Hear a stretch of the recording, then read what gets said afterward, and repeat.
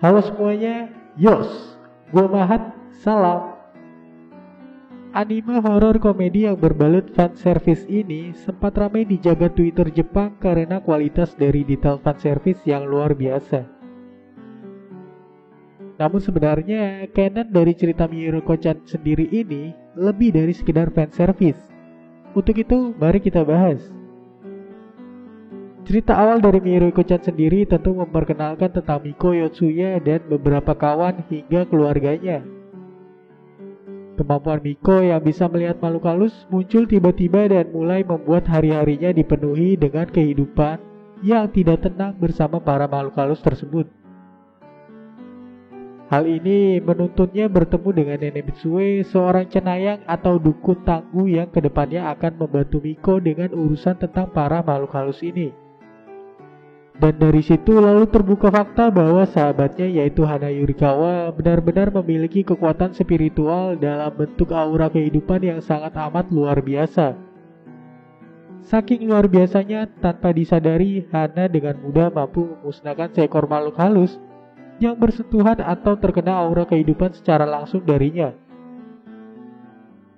Setelahnya muncul teman baru yang juga memiliki kemampuan untuk melihat makhluk halus seperti Miko. Walaupun kemampuannya tidak lebih hebat dari Miko dan dia adalah Yuria Niguredo. Cerita horor misteri sesungguhnya dari Miruko-chan sendiri bermula saat Miko mengunjungi kuil bersama Hana, di mana Miko berdoa tentang sebuah permintaan untuk melindungi dirinya dan Hana dari makhluk halus yang terlihat cukup menyeramkan yang terus mengikuti Hana dari awal pertemuan Miko dengan Hana. Tiba-tiba muncul dua makhluk halus yang lain di samping makhluk menyeramkan yang mengikuti Hana tadi.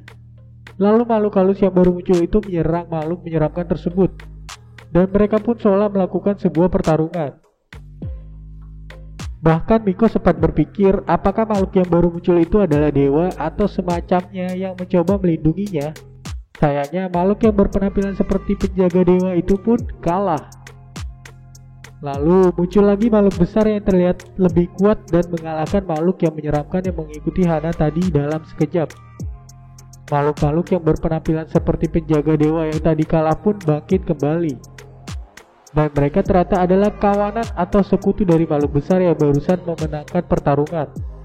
Mereka pun seperti melakukan sesuatu pada Miko dan memberi kode petunjuk lalu mengatakan 3 kali.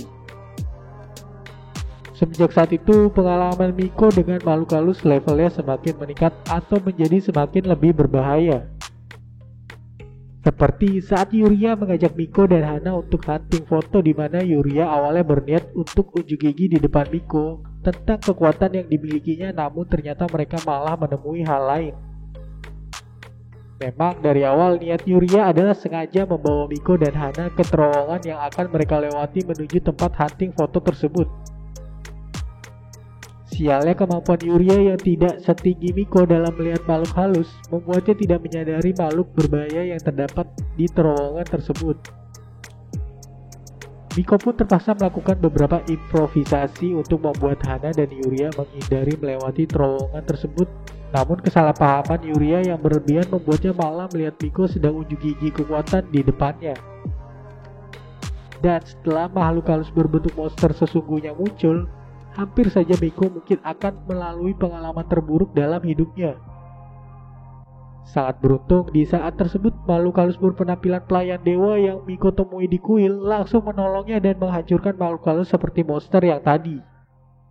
Setelah memberi sebuah tanda, makhluk halus berpenampilan pelayan dewa itu pun pergi dan tentu itu masih menjadi misteri bagi Miko yang membuatnya bingung. Semenjak kejadian itu, Yuria semakin akrab dengan Miko dan Hana, yang mana itu menjadi poin penting bagi seorang Miko. Karena biarpun dalam melihat makhluk halus Yuria masih di bawah Miko, namun ternyata Yuria sudah mampu untuk melihat sebuah aura kehidupan. Ini mungkin karena dia sudah lama menjadi anak indigo ketimbang Miko.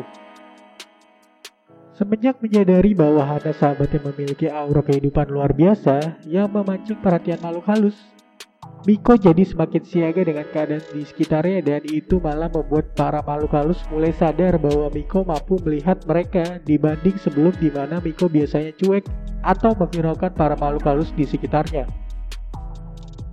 Untungnya, saat Miko akan diserang oleh salah satu makhluk halus yang menyadari bahwa Miko mampu melihatnya, makhluk halus berpenampilan pelayan dewa membantunya lagi dan itu menjadi kesempatan kedua Miko dilindungi oleh mereka.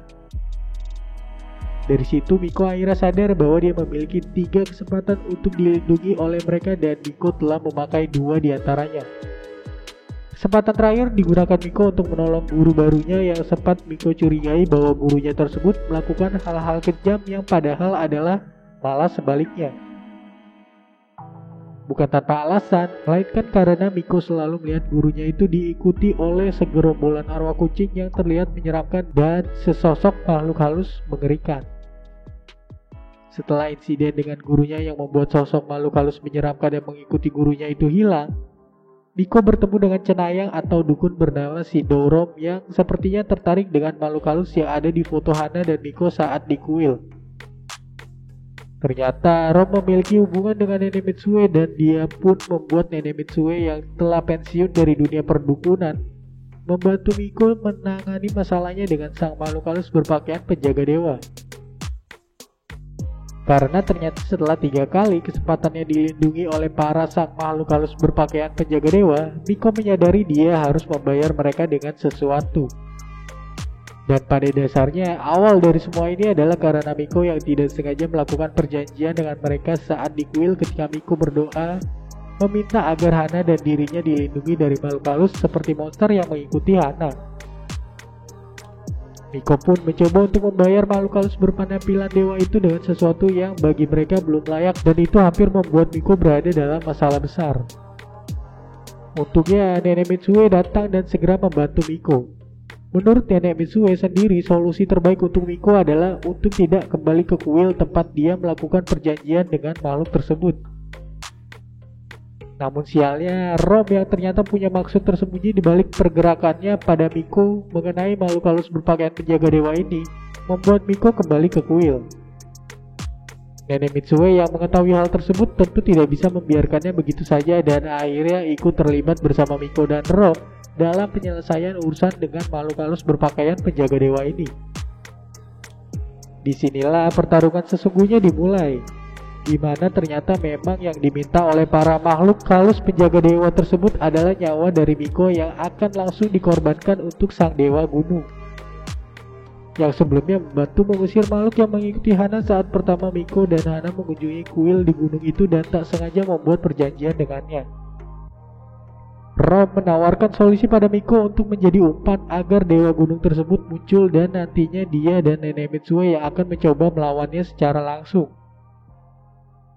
Usut punya usut, ternyata Rom pernah berurusan dengan dewa gunung tersebut dan hampir ditelan olehnya, namun berhasil ditolong oleh guru dari Nenek Mitsue, yang juga guru pertama Rom sebelum Nenek Mitsue yang bernama Oka Towako, di mana dia mengorbankan nyawanya untuk menyelamatkan Rom. Dan kali ini dengan memanfaatkan situasi Miko, Rom mencoba untuk menghadapi dewa gunung tersebut dan berniat untuk membalas dendam yang sayangnya kemampuannya masih belum cukup untuk menghadapi dewa gunung ini.